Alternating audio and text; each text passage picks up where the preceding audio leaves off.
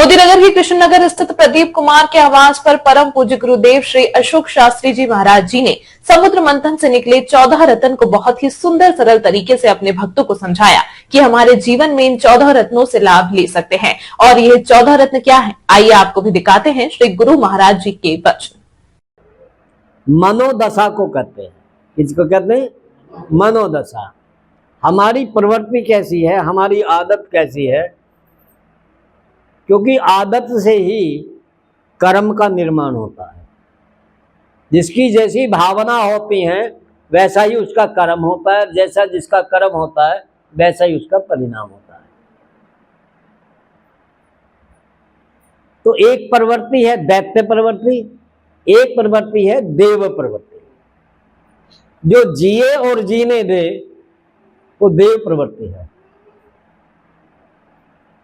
जो खुद जीने की इच्छा रखता हो और किसी को भी ना जीने देता हो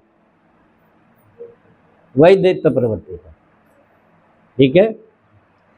और देवता और दैत्य दोनों सागर का मंथन कर रहे हैं। क्या नदी के दो किनारे एक साथ मिल जाएंगे? कभी नहीं मिल सकते। और अगर मिल भी गए तो नदी शब्द का अर्थ खत्म हो जाएगा।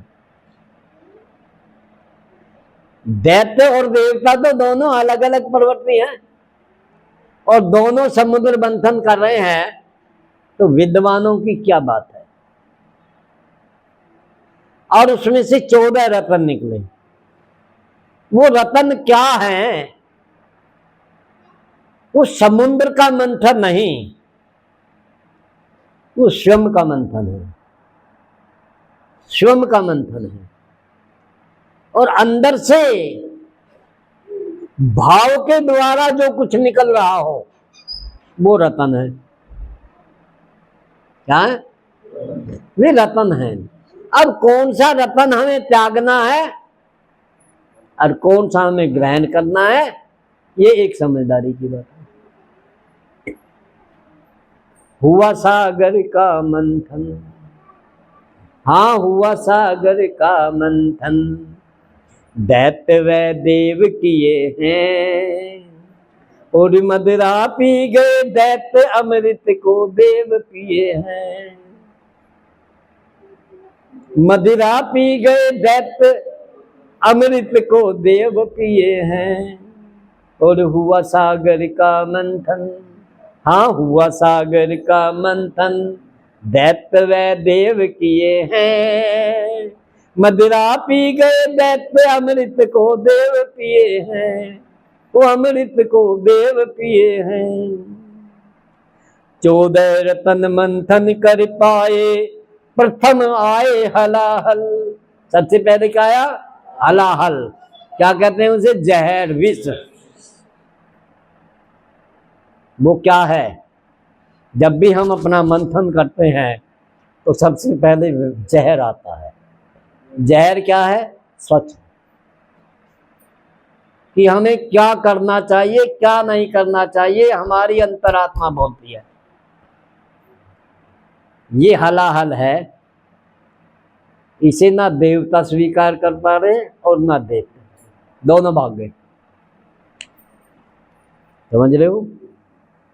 उसे तो कोई बिरला ही स्वीकार करेगा। सच इतना कड़वा है कि उसे ना देवता स्वीकार कर पा रहे हैं और ना देवता। आपने देखा होगा सागर मंथन में दोनों भाग गए।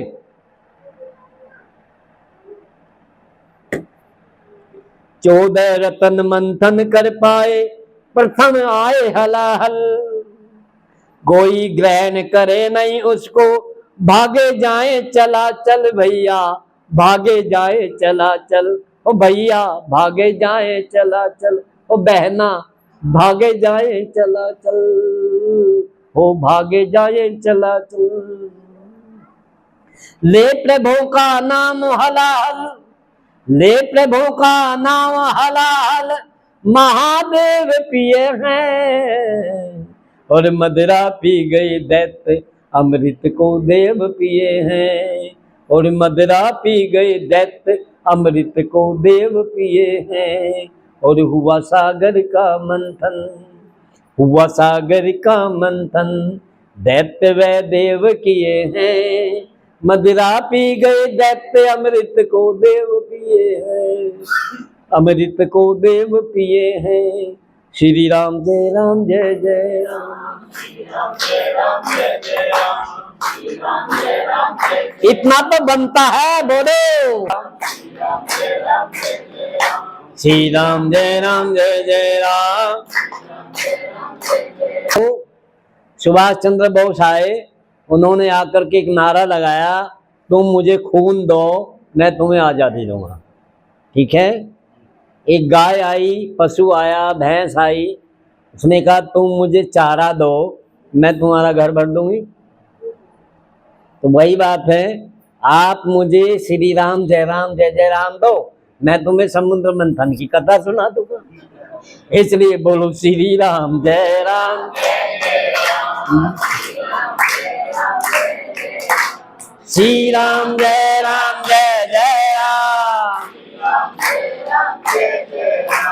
श्री राम जय जय राम। श्री राम जय जय राम। जय श्री राम। अब दूसरे रतन पर आते हैं। पहला रतन किसको मिला? शिव जी महाराज को। और उनको मिला क्या? उन्हें तो जबरदस्ती थमाया ही, जबरदस्ती थमाया है। बाबा भोलेनाथ जी ने उसे कहाँ रखा? कंठ में, क्योंकि पी नहीं सकते थे बाबा भी। कंठ में क्यों रखा? कंठ में था शेषनाग। कौन था? अगर शेष ना हो तो शिव जी लापता, ये बता रहे हैं। और विष्णु हरि का ठिकाना कहाँ है? शेष सैया पर। अगर शेष ना हो तो विष्णु जी लापता। बोलो श्री राम। या मैं झूठ बोला हूं? है यही शेष है ना? हाँ, शेष ही ईश्वर है।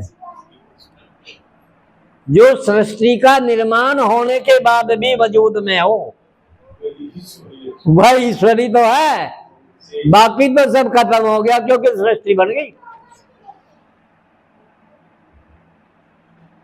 जो सब कुछ निर्माण के बाद भी है और ऐसा है कि चमत्कार हो रहे हैं, वही ईश्वर है। ठीक है। जब कृष्ण जी गेंद लेने के लिए काली देह में कूद गए तो वापस कौन लेकर आया? शेषनाग। अगर शेष ना होता कृष्ण जी गए। ध्यान से समझो, अगर गलत हो बात वापस ली जाएगी। बिका हुआ सामान वापस तो आएगा, लेकिन कारण बताओ, नोटिस साफ है। किस लिए? ऐसे तो तुम्हें गंदी आदत पड़ जाएगी, ले गए लाए, ले गए लाए, ले गए लाए।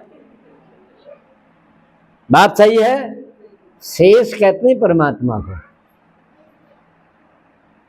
लक्ष्मण जी किसके अवतार है? शेषनाग के। पृथ्वी किस पर ठहरी हुई है? ब्रह्मांड किस पर ठहरा हुआ है? शेषनाग। उसी को परमात्मा कहते हैं। E = mc²। वो ई वही है, समझ रहे हो, जो आइंस्टीन ने बोला। जो आइंस्टीन ने बोला है E² mc, E mc²। E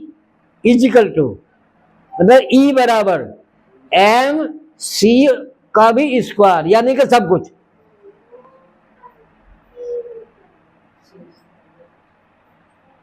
पूरे जगत का ब्रह्मांड निर्माण होने के बाद भी जो मालिक अपनी अवस्था में पूर्णता से खड़ा है,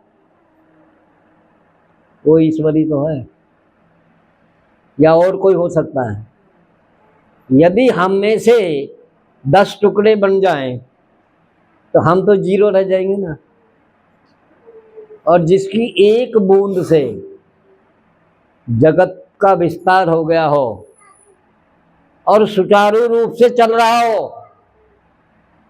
और इसके बाद भी शेष हो, पूरा जगत उसी पे खड़ा हो, ब्रह्मा का, विष्णु का, शिव का, रुद्र का, महेश्वर का, सबका आधार जो हो शेष, वही तो ईश्वर है। मैं उसी को मालिक महाराज कहता हूँ। बोलिए मालिक राम जी महाराज की जय। जब सती दोबारा सीता उस राम जी की परीक्षा देने गई और राम जी ने जब लीला दिखाई तो क्या देखा कि अगणित अगणित, जिनकी संख्या नहीं हो सकती, अगणित ब्रह्माणी, लक्ष्मी और शिवानी, रुद्राणी सती ने देखे, और असंख्य अगणित ब्रह्मा, विष्णु और महेश देखे। बहुत सारे राम अवतार देखे, राम, लक्ष्मण और सीता बहुत सारे देखे, लेकिन एक दर्शन हर सीन में ऐसा देखा, हर पिक्चर में ऐसा देखा, हर एक उस चित्र में एक ऐसा विचित्र चित्र देखा जो हर सीन में एक ही जैसा था। वही प्रभु थे, वही ईश्वर था। रामायण पढ़ना अपने घरों में जाते हैं। मुझे तो मौका नहीं लगता, क्योंकि मैं तो कभी गन्ना बंधवाने जाता हूँ, कभी खाद डलवाने जाता हूँ। ये काम तो तुम्हारी माता जी का है। माता जी तो ऐनक लगाए हुई अपना मंदिर के सामने बैठी रहती है, बढ़िया वाला खाना खाती है, बहू रानी को डांटती भी है, हैं? और फिर कहती मैंने करा खाया क्या है, और रामायण पढ़ती है। तो मुझे तो मौका मिलता नहीं, मैं तो दो चार शब्द जो इनके सुन लूं, निकलता बढ़ता बस उससे ही मुझे तो इनसे ज्ञान प्राप्त हो रहा है। अब मैंने तो इन्हें ही अपनी गुरु माता मान रखा। बोल सत्यनारायण भगवान। कहने का अर्थ है, हलाहल को किसने पिया? सच को स्वीकार सत्य ही करेगा। ईश्वर सत्य है, सत्य ही ईश्वर है। उसको हलाहल को तो शिव भी बर्दाश्त नहीं कर सके, कंठ में रख दिया और कंठ भी नीला पड़ गया, फिर वो उगलना पड़ा। ये कथा भी है, ये कथा भी है कि उगलना पड़ा। सत्य को स्वीकार करना कोई मामूली बात नहीं है, और हर चीज को हजम कर जाएंगे, लेकिन सच इतना कड़वा है कि उससे कड़वा कोई जहर नहीं है बेटे। दूजे काम धेनु गैया आई, ब्रह्म ज्ञानी बने सुखारे। दूजे काम धेनु गैया आई, ब्रह्म ज्ञानी बने सुखारे। निर्मल मन हो गया सभी का, ध्यान धरे प्रभु नाम पुकारे। हो भैया ध्यान धरे प्रभु नाम पुकारे, हो भैया ध्यान धरे प्रभु नाम पुकारे। दूजे रतन का लाभ, दूजे रतन का लाभ ब्रह्म ज्ञानी देव किए हैं। दूजे रतन का लाभ ब्रह्म ज्ञानी देव किए हैं, और मदिरा पी गए दैत्य अमृत को देव पिए हैं। मदिरा पी गए दैत्य अमृत को देव पिए हैं। हुआ सागर का मंथन, हाँ हुआ सागर का मंथन, दैत्य व देव किए हैं। मदिरा पी गए दैत्य अमृत को देव पिए हैं। श्री राम जय जय राम। घोड़ा ऊंची भरे उड़ान, तीजा रतन रतन तीसरा उच्च सर्वा घोड़ा, ऊंची भरे उड़ान। मन की विषम विषम गति को रोके है सद्ज्ञान रे भैया, रोके है सद्ज्ञान। ओ भैया रोके है सद्ज्ञान। रे बहना, रोके है सद्ज्ञान रे भैया, रोके है सद्ज्ञान। और ऊंची उड़ान को परम ज्ञान में, ऊंची उड़ान को परम ज्ञान में ऋषभ देव किए हैं। ऊंची उड़ान को परम ज्ञान में ऋषभ देव लिए हैं। और मदरा पी गए दैत्य अमृत को देव पिए हैं। हाँ, मदिरा पी गए दैत्य अमृत को देव पिए हैं। हुआ सागर का मंथन, हाँ हुआ सागर का मंथन, दैत्य व देव किए हैं। और मदिरा पी गए दैत्य अमृत को देव पिए हैं। तो श्री राम जय राम जय जय राम। ऊंची उड़ान के जो घोड़े हैं, मन और इंद्री, इनको ऋषभ देव ही संभालते हैं। हमारे अंदर जो ऋषभ भाव है, प्रभु में समर्पण भाव है, बस वही इन घोड़ों को थाम पाते हैं। नहीं तो मन और इंद्री के घोड़े इतनी ऊंची उड़ान भरते हैं कि वे हाथ नहीं आते, पागल बना देते इस संसार में हमें। अगर हमें उन घोड़ों को वश में करना है, जिसने अपनी 10 इंद्रियों को वश में कर लिया, क्या हो गए? दशरथ हो गए। क्या हो गए? दशरथ। और जो जिनकी 10 इंद्रियां वासनाओं में चली गई, वो हो गया दशानन, रावण। दशरथ, कभी आपने रामायण पढ़ी? सुनी भी होगी। दशरथ के पिता का क्या नाम है? अज। क्या नाम है? अज किसे कहते हैं? अजन्मा, जिसका जन्म ना हुआ हो उसे कहते हैं अज।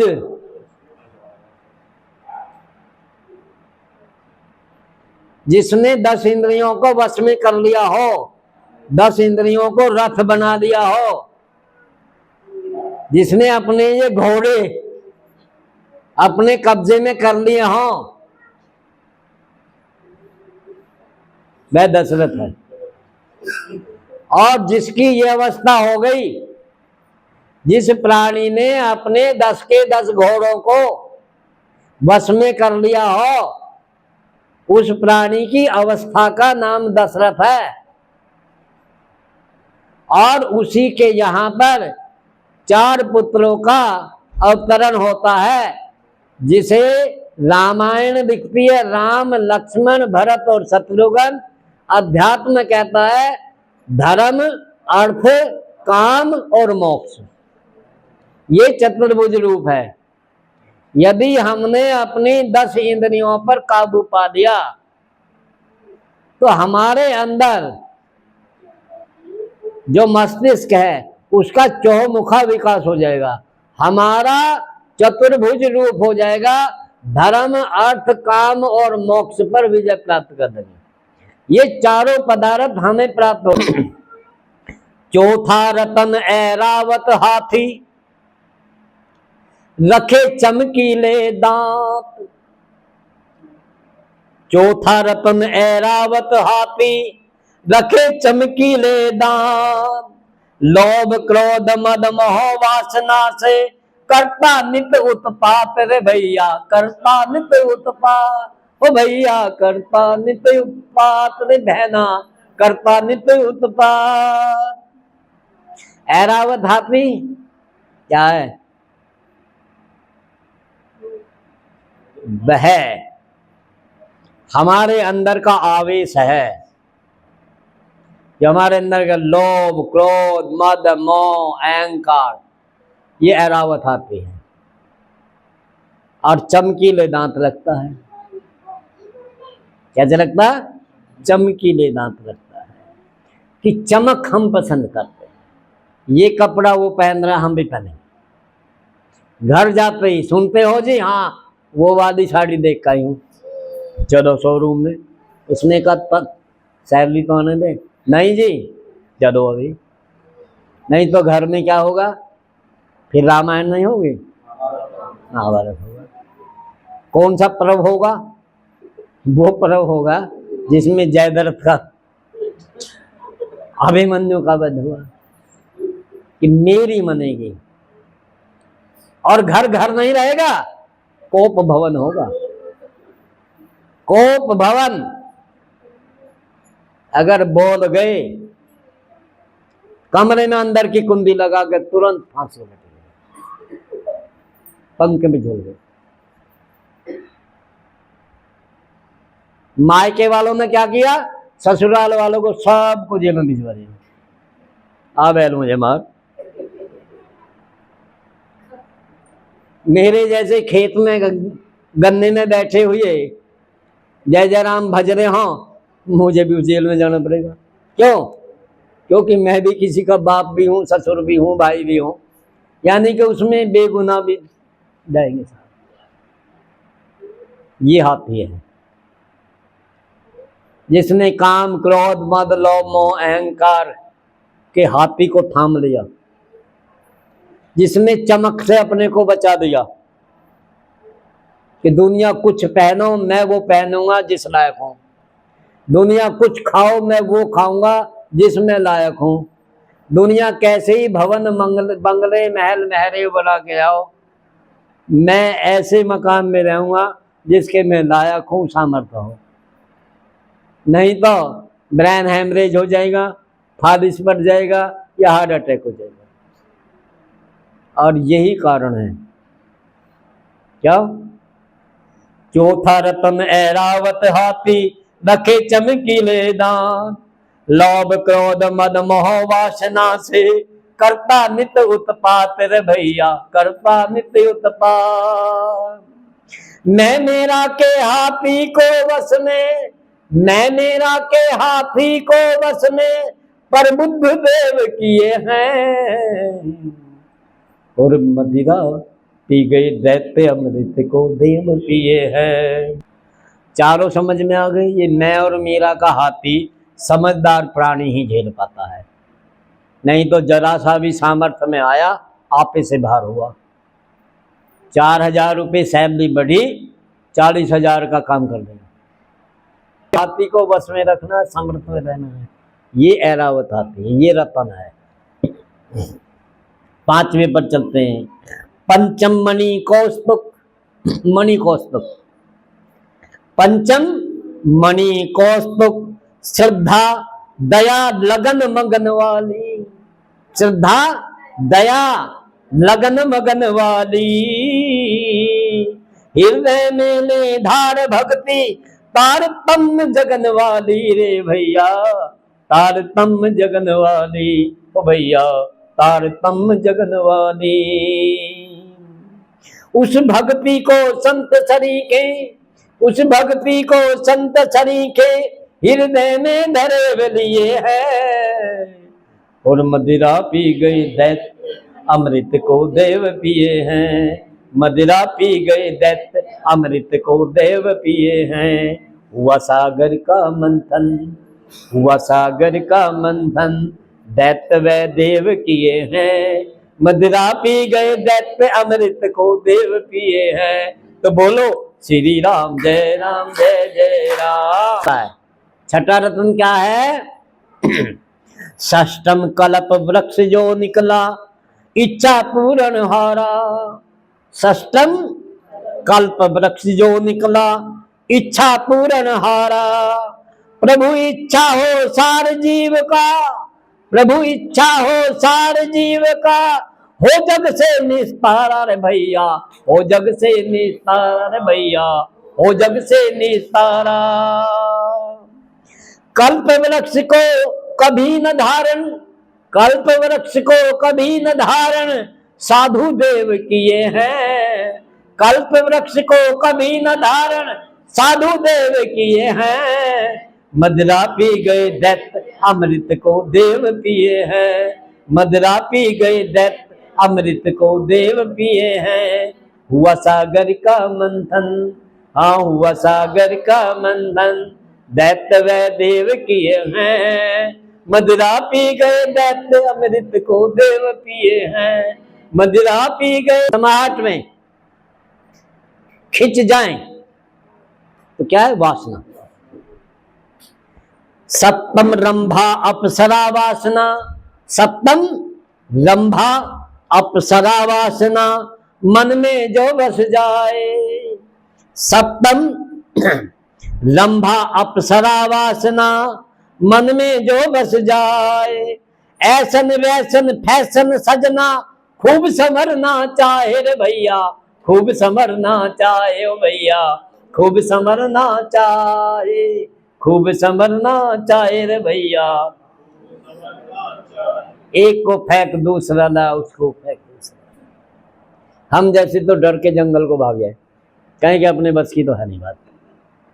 मैं तो कुर्ते का पीछा जब छोड़ता हूं, जब उसमें 2 जगह लग जाती हैं, क्या बात समझ लो तुम, तब तक मैं उसको छोड़ता हूं।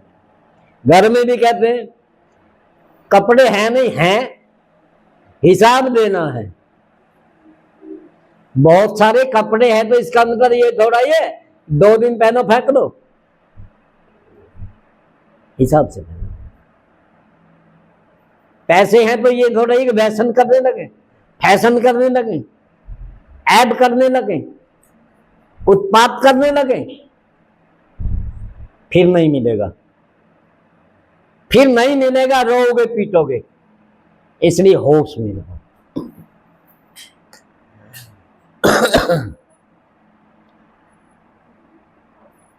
तो कल्प वृक्ष को कभी नहीं धारण करते साधुदेव।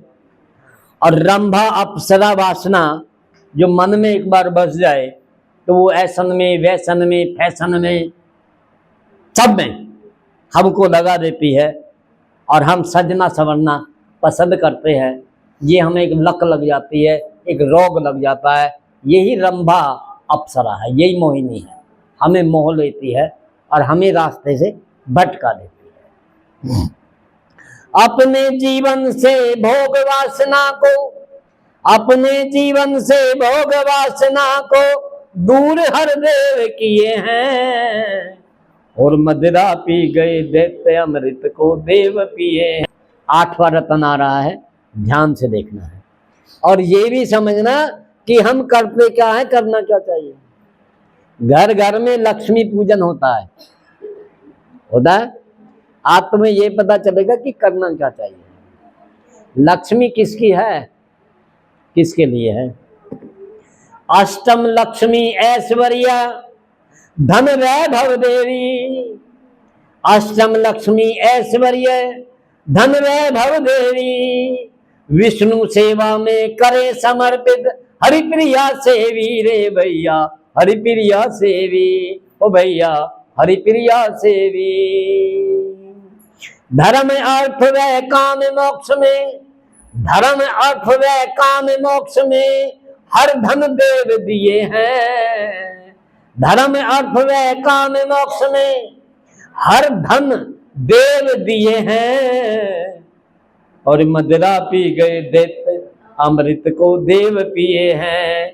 हाँ मदिरा पी गए दैत्य अमृत को देव पिए हैं, और हुआ सागर का मंथन दैत्य व देव किए हैं, मदिरा पी गए दैत्य अमृत को देव पिए हैं। श्री राम जय राम जय जय राम, श्री राम जय जय राम, जय श्री राम। जो धन वैभव और ऐश्वर्यता आए तो उसे मिल बांट करके उपयोग करो, विष्णु सेवा में लगा दो। लक्ष्मी क्या है? विष्णु प्रिया है, विष्णु सेविका है। और विष्णु क्या है? परमात्मा की पालन स्थिति जो है, जगत का पालन करने की जो स्थिति है उसको विष्णु कहते हैं। ठीक है, तो इस संसार के पालन पोषण में सबको खर्च करो। माँ के, बेटे के, भाई के, पिता के, पुत्र वधू के, सबके इसमें समान रूप से बिना पक्षपात किए उसे खर्च कर दो। उस पर अपना अहम का अधिकार बनाकर मत बैठो, नहीं तो गोली भी लग सकती है। बुरा मत मानना, आज के युग में संभव है। कहीं बूढ़े को लड़काओ, मामला खराब। ये सच है, अब सच हो रहा है, ध्यान रखो। या मैं गलत बोल रहा हूं? खर्च करते जाओ, उसे एडजस्ट करते जाओ। अगर तुमने उसकी वो बना ली ना, कुंडली बना दी, उस पर बैठ गए, अगर आग की गोली से नहीं मरोगे तो मीठी गोली दे दी जाएगी, सिलो पॉइजन से मरोगे, लेकिन उस पे से हटाया जाएगा आपको। अगर आप दोगे नहीं तो छीन लिया जाएगा, दुर्दशा को प्राप्त हो जाओगे। लक्ष्मी हरि प्रिया है, यानी कि उसे जगत के विकास में, पालन में, पोषण में खर्च करो। उसमें मैं और मेरा का अधिकार मतलब को, यही लक्ष्मी पूजन है। उसे विष्णु की सेवा में दे दो, यानी कि जगत के विकास में दे दो। घर में जो बच्चे हैं उनके ऊपर खर्च करो। ये नहीं बच्चों को चारा नहीं दे रहे, अपने आप रोज मदिरा पी रहे हैं, घूम रहे हैं, उल्टे सीधे खर्चे कर रहे हैं, ये नहीं, लक्ष्मी स्थापित हो जाएगी। समझ आ रहा है? यहां तक आगे बढ़े, अब 9वें पर चल रहे हैं। नवम वारुणी मदिरा निकली, वारुणी नवम वारुणी मदिरा निकली, सुख दौलत औरत शोहरत। कैसी है वो मदिरा? कौन सी वाली मदिरा है? वो बोतल वाली नहीं है, एक और मदिरा है। किसी को बेटे बेटियों का नशा हो गया, जीना भारी कर दिया, मेरा बेटा कलेक्टर है, मेरा बेटा ऑफिसर है, तू क्या रखे मेरे सामने? मैं अभी अपने लड़के को बुलाऊं, पिस्टल रखता है, तुझे सही बना देगा। समझ रहे हो? ये बोतल, ये ऐसे ही खोपड़ी को फाड़ देंगे। ये वो रतन है, क्या है? वारुणी मदिरा है। एक मदिरा जो है वो पदार्थ मदिरा होती है, वस्तु मदिरा होती है। ये वस्तु मदिरा नहीं है, ये वारुणी मदिरा है। वारुणी जिसका वर्ण है कि ये बेटा है, ये पति है, ये पिता है, ये पुत्र है, ये संपत्ति है, ये मेरी मील है, ये फैक्ट्री है, ये मेरा बैंक बैलेंस है, जिसका वर्ण हो रहा है, जिसपे हमारा नाम है, अब ये मेरा है। ये वारुणी मदिरा जो है ये हमें बहुत परेशान करती है।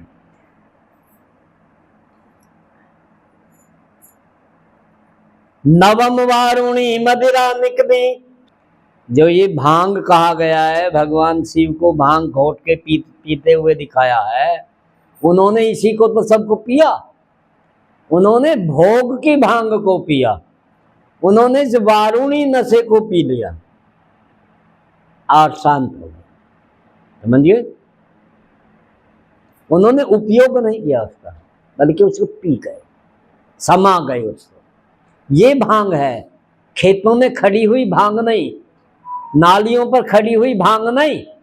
भोले बाबा ने उस भांग को पिया, भोग भांग, जिसके नशे में संसार पागल हो रहा है,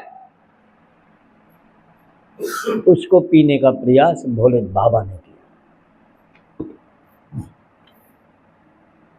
और दशम चंद्रमा रतन शांति, दशम चंद्रमा रतन शांति है, शीतलता देता रे भैया, शीतलता देता।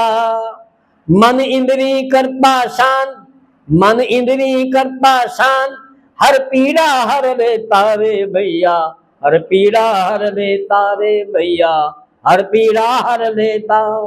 10वां रतन चंद्रमा है। चंद्रमा किसका प्रतीक है? शीतलता का, शांति का।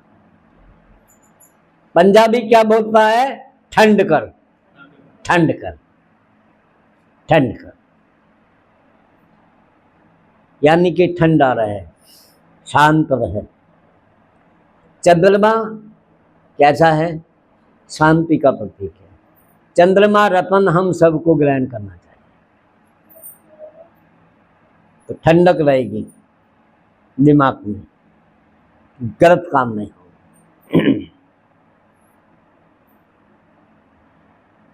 चंद्र रतन को सदा शिव ने, चंद्र रतन को सदा शिव ने मस्तक पर धार लिए हैं, और मदिरा पी गई दैत अमृत को देव पिए। हो गई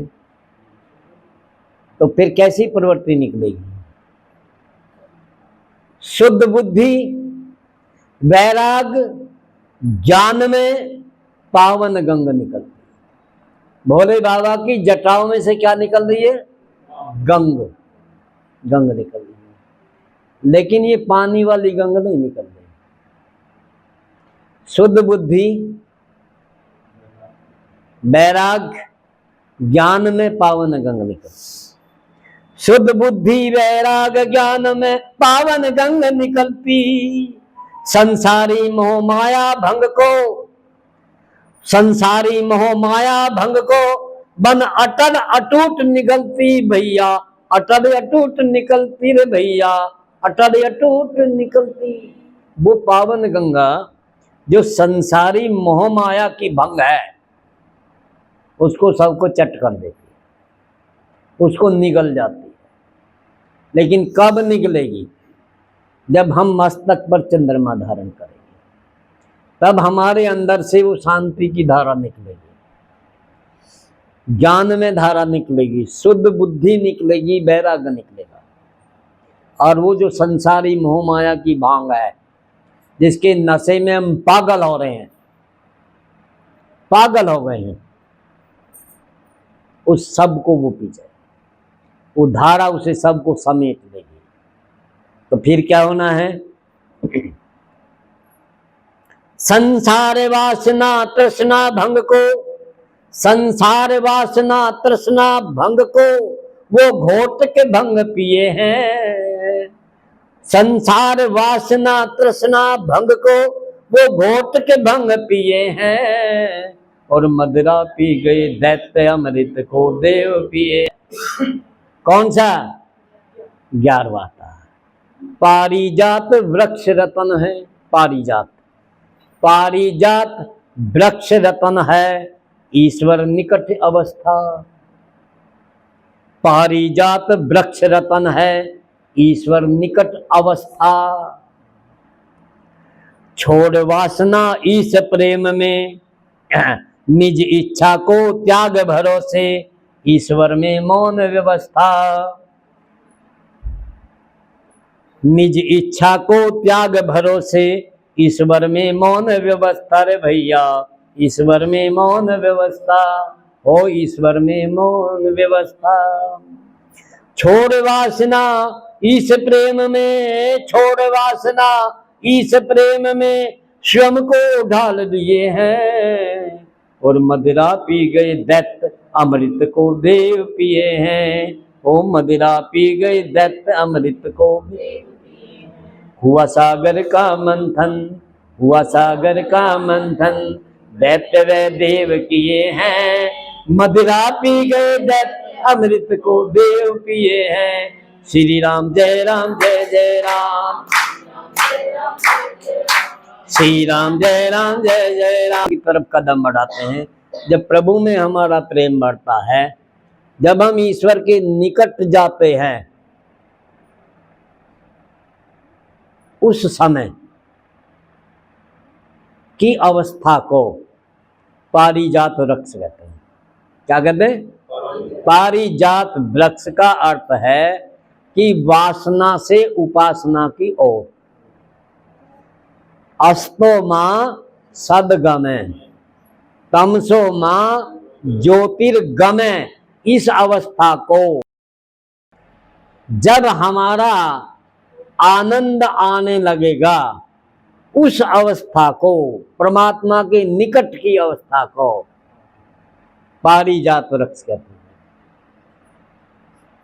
रामायण सुर तरु की छाया, रामायण शुरू तर रामायण सुर तरु की छाया, और दुख भय दूर निकट जय आया, दुख भय दूर निकट जय आया, श्री राम जय राम जय जय। अब चलते हैं आगे। पंचजन्य शंख, पंचजन्य शंख, पंचजन्य शंख द्वादश रतन ईश्वर की अनुभूति लाता, ईश्वर की अनुभूति लाता, पांचों इंद्री ज्ञानमयी हो, तन तारतम्यता पातर भैया, तारतम्यता पातर भैया, तारतम्यता पाता। मुखमंडल पर तेज चमकता, मुखमंडल पर तेज चमकता, विजय मुद्रा धार लिए हैं, और मदिरा पी गए दैत्य अमृत को देव पी। 5 कर्म इंद्रियां हैं। जब पांचों ज्ञान इंद्रियां ईश्वर के प्रेम की अनुभूति करने लगे, ज्ञानमय हो जाएं, अज्ञान से छूट जाएं, तो उस अवस्था का नाम पंचजन्य शंख है कि पांचों ज्ञान इंद्रियां एक साथ बोलने लगती हैं, और यही शिव का पंचमुखी स्वरूप है। बोलो भोले बाबा जी महाराज की। पंचमुखी मंदिर में गए हो? बाबा भोले के पंचमुख सुने हैं? पांचों ज्ञान इंद्रियां जब ज्ञानमय हो जाएं, ज्ञान का बखान करने लगें, और हमारे कर्म की गति बदल जाए, हमारा स्वरूप बदल जाए, विजय मुद्रा हमारे चेहरे से आने लगे, तो समझ लो कि अब हम वासना की उस दलदल से, कीचड़ से बिल्कुल बाहर आ गए हैं। अब उसकी जो ग्रेविटी है, उसका जो आकर्षण है, उसकी जो चुंबकीय पकड़ है, उससे हम बाहर हो गए हैं, बाहर हो गए हैं। अब वो हमें खींचेगी नहीं। इस अवस्था को पंचजन्य शंखरपन कहते हैं। जब हमारी भक्ति में ये आ जाए तो समझ लो कि हम परमात्मा के बिल्कुल निकट घूम रहे हैं। कहाँ घूम रहे? बिल्कुल निकट घूम रहे हैं। ये आपको ऐसा दर्शन हो रहा है। अब आता है अगला। अब 13वां और 14वां आता है।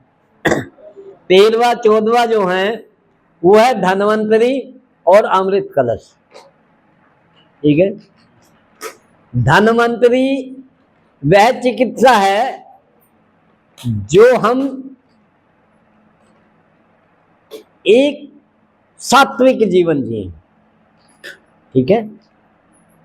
हमारा खाना, हमारा सोना, हमारा बोलना, हमारा सुनना, हमारा चखना, सब का सब ईश्वर प्रेम में हो जाए।